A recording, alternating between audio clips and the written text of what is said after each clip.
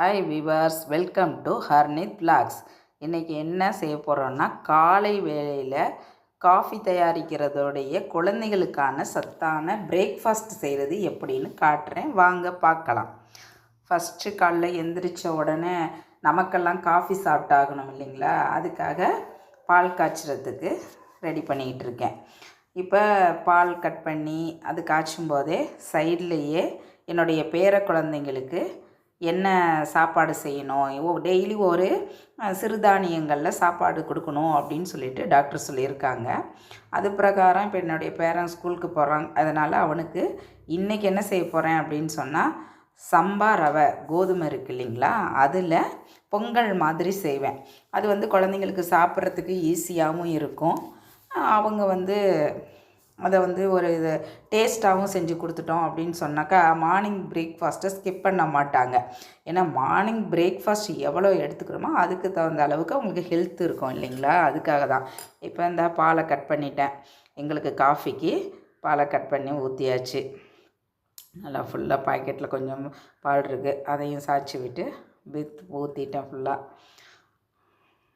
இப்போ என்ன செய்ய போகிறேன்னா, அதுக்கு கொஞ்சம் தண்ணி ஆல்ரெடி கொஞ்சம் பாத்திரத்தில் தண்ணி வச்சுருக்கேன், அதனால் தண்ணி ஊற்ற வேண்டிய தேவையில்லை. அடுப்பை ஆன் பண்ணியாச்சு. இப்போ பால் காய்ச்சிக்கிட்டு இருக்கேன். அதுக்குள்ளே ரெடி ஆகிறதுக்குள்ளேயே குழந்தைக்கு தேவையானதை இப்போ ரெடி பண்ண போகிறேன். இப்போ என்ன செய்யலான்னு பார்க்கலாம் வாங்க. அவங்களுக்கு என்னென்ன பண்ண போகிறோம், எப்படி காலையில் எந்திரிச்சு முதல்ல நம்ம காஃபி சாப்பிட்றதுக்கு முன்னாடியே குழந்தைக்கு தேவையான பிரேக்ஃபாஸ்ட்டெல்லாம் ரெடி பண்ணி வச்சுட்டா தான் அவங்க எந்திரிச்சதுக்கப்புறம் அவங்கள கிளப்பி விட்றதுக்கே டைம் சரியாக இருக்கும். அப்போ அந்த நேரத்தில் நம்ம கிச்சனில் நின்றுக்கிட்டு இருக்க முடியாது. எப்போயுமே குழந்தைங்க எந்திரிக்கிறதுக்கு முன்னாடி நம்ம எந்திரிச்சிடணும். நம்ம எந்திரிச்சு அவங்களுக்கு தேவையான எல்லாத்தையும் ரெடி பண்ணி வச்சாங்கன்னா, எந்திரிச்ச உடனே அவங்களுக்கு சாப்பாடு தேவையான இதெல்லாம் செஞ்சு விட்டுட்டு சாப்பாடை கொடுத்து, அப்போ ஸ்கூலுக்கு கொண்டு போகிறப்ப அவங்க சாப்பிடலை அப்படிங்கிற அந்த கம்ப்ளைண்ட் இல்லாமல் கொண்டு விடலாம். சில பேர் பார்த்திங்கன்னா சாப்பாடெல்லாம் சரியாக செய்யாமல் அவங்களோடைய இவங்களும் தூங்கிட்டு சாப்பாடு கொடுக்கறதில்ல, சாப்பிடலை அப்படிங்கிற ஒரு ரீசன் சொல்கிறாங்க. அந்த மாதிரி அனுப்பாதீங்க குழந்தைங்கள ஸ்கூலுக்கு. அவங்களுக்கு ஸ்கூலுக்கு காலையில் பிரேக்ஃபாஸ்ட்டை ஸ்கிப் பண்ணாமல் கொடுங்க. இப்போ பாருங்களேன், சம்பா ரவை கோதுமை அந்த சின்ன பவுலில் ஒரு குழந்தைக்கு தான் இன்றைக்கி செய்கிறேன், அதனால் சின்ன பவுலில் ஒரு 1/2 பவுல் எடுத்துருக்கிறேன்.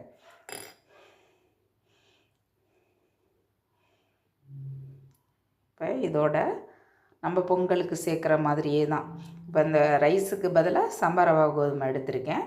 இப்போ அதோட என்ன செய்ய போகிறேன்னா, பாசிப்பருப்பு. இப்போ அது ஒரு 3-4 ஸ்பூன் சேர்த்துருவேன். அந்த ரவையோடையே சின்ன ஸ்பூனால் ஒரு 1, ஒரு 2, 3, 4 ஸ்பூன் சேர்த்துருவேன்னு சொன்னேன் இல்லைங்களா, அது மாதிரி 4 ஸ்பூன் சேர்த்துருவேன். ஏன்னா பாசிப்பருப்பு காலையில் அவ்வளோ நல்ல ரிச் ப்ரோட்டீன், அது கொடுக்கணும். தோலோடையும் கொடுக்கலாம், ஆனால் நாங்கள் இந்த பொங்கல் மாதிரி இதுக்கு எப்போயுமே நமக்கு என்ன பண்ணுவோமோ அந்த மாதிரியே போட்டாச்சு. இப்போ நல்லா வாஷ் பண்ணிடணும்.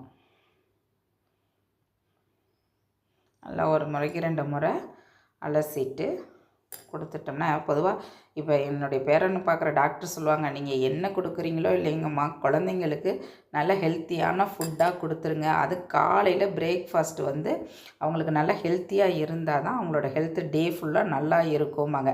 சீசனுக்கு குழந்தைங்களுக்கு உடல்நிலை சரியில்லாமல் போவோம், அதெல்லாம் ஒரு ரீசன் கிடையாது. ஆனால் மற்றபடி வயிற்றுக்கு குழந்தைங்களுக்கு கொடுக்குறது ஒரு ஹெல்த்தியான ஃபுல்ஃபில் ஃபுட்டாக கொடுங்க. அதுதான் குழந்தைங்களுக்கு நல்லதும் கூட. இப்போ பாருங்களேன், அதோட என்னென்ன சேர்க்க போகிறேன் அப்படின்ட்டு பாருங்கள்.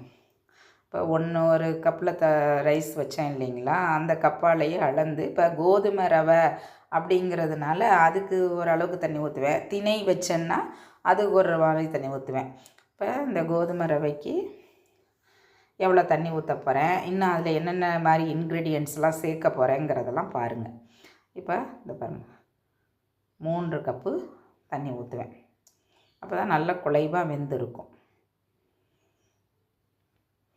3 கப் தண்ணி ஊற்றிட்டேன் இல்லைங்களா, இப்போ நல்லா அதை கொஞ்சமாக இருக்கிறதுனால மேலெல்லாம் அப்படியே கழுவும் போது ஒட்டிருந்துச்சு, அதனால தான் அதை வலிச்சு விட்டாச்சு.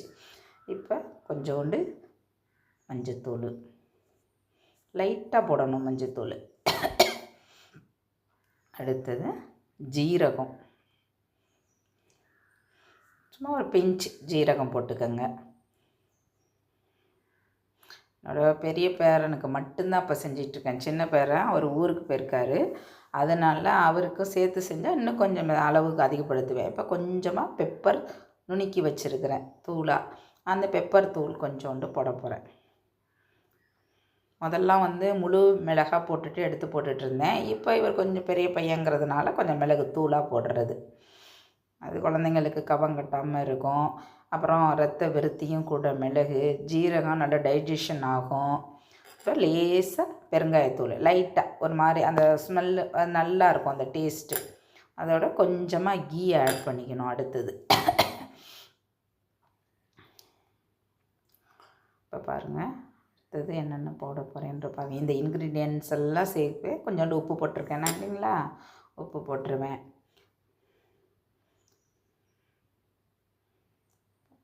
கொஞ்சமாக கீ,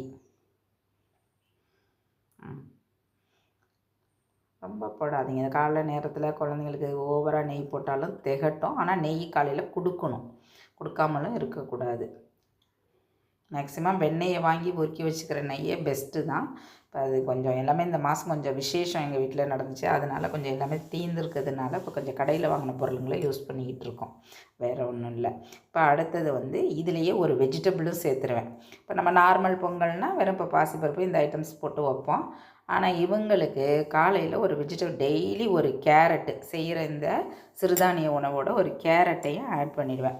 பீன்ஸ் இருந்துச்சு அப்படின்னு சொன்னால் பீன்ஸும் 2 கட் பண்ணி போடுவோம்.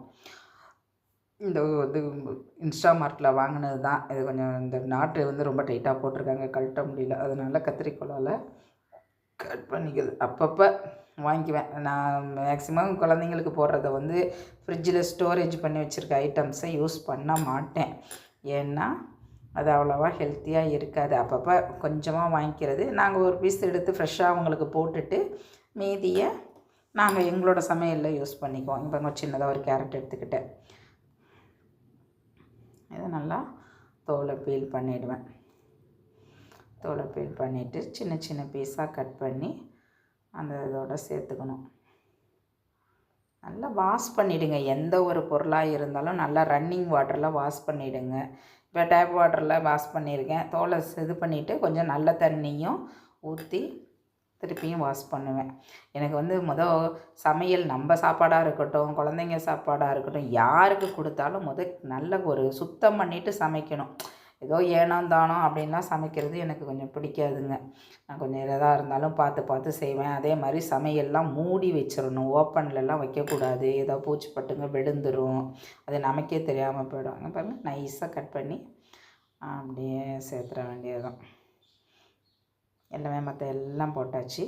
இந்த கேரட்டையும் கட் பண்ணி போட்டாச்சு.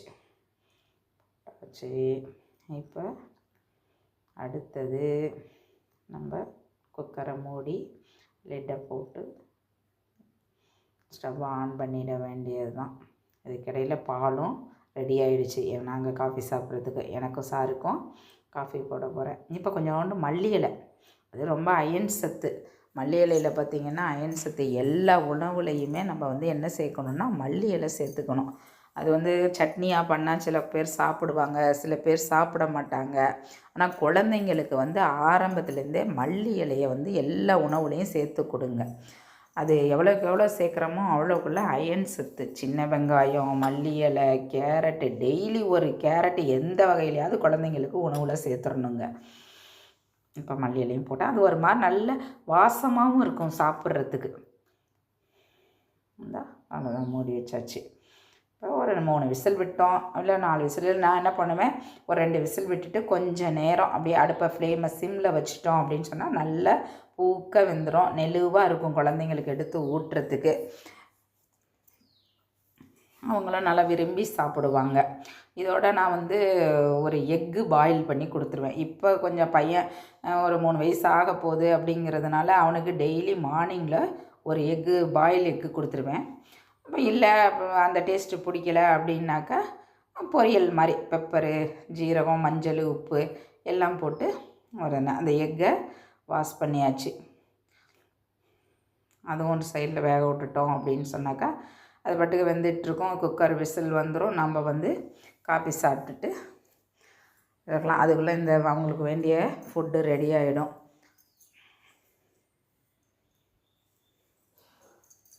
சைடில் அப்படியே எடுத்து க்ளீன் பண்ணியாச்சுங்க.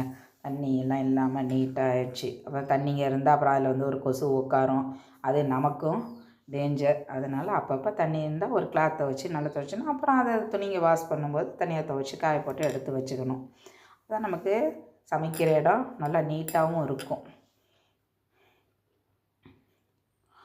அடுத்தது காஃபி ஆற்றணும் இல்லைங்களா நமக்கு. அதுக்காக டம்ளர், பவுலு, காஃபி தூள், ஜீனி இதெல்லாம் எடுத்து நம்ம காஃபி சாப்பிடுவோம். அடுத்தது குழந்தைங்களுக்கு வேண்டியதை ரெடி பண்ணியாச்சு. இப்போ டம்ளரில் என்ன தான் சர்வெண்ட்டுங்க கழுவி வச்சுட்டு போனால் கூட எனக்கு அதில் ஒரு இது இருக்காது. நான் ஒரு வாட்டி அதை கழுவிட்டு தான் யூஸ் பண்ணுவேன் பார்த்துக்கோங்க. ஏன்னா அதுதான் பெஸ்ட்டு. அவங்க கொஞ்சம் அர்ஜென்ட்டில் அப்படியே எப்படியோ டக்குன்னு கழுவி வச்சுட்டு போயிருப்பாங்க. அதை நம்பிட்டு நம்ம சமைக்கக்கூடாது. ரெண்டாவது ஏதாவது பூச்சிங்க வந்து மேலே ஏறி இருக்கும் பாத்திரங்களில், அது தெரியாமலும் நம்ம இது பண்ணக்கூடாது. கழுவிட்டோம்னா நம்மளும் ஒரு சாட்டிஸ்ஃபைடாகவும் இருப்போம், சேஃப் ஜோன்லேயும் இருப்போம் அந்த மாதிரி செய்யும்போது. இப்போ நம்ம அந்த மாதிரி பழக்கத்தை குழந்தைங்களுக்கும் சொல்லிக் கொடுக்கணும் இல்லைங்களா. எதாக இருந்தாலும் வாஷ் பண்ணிவிட்டு தான் பண்ணோம். இப்போ நாங்கள் 2 பேர் தான், ஏன்னா 2 ஸ்பூன் காஃபி தூள் போட்டிருக்கேன். 2 ஸ்பூன் சுகர் ஆட் பண்ண போகிறேன். அடுத்தது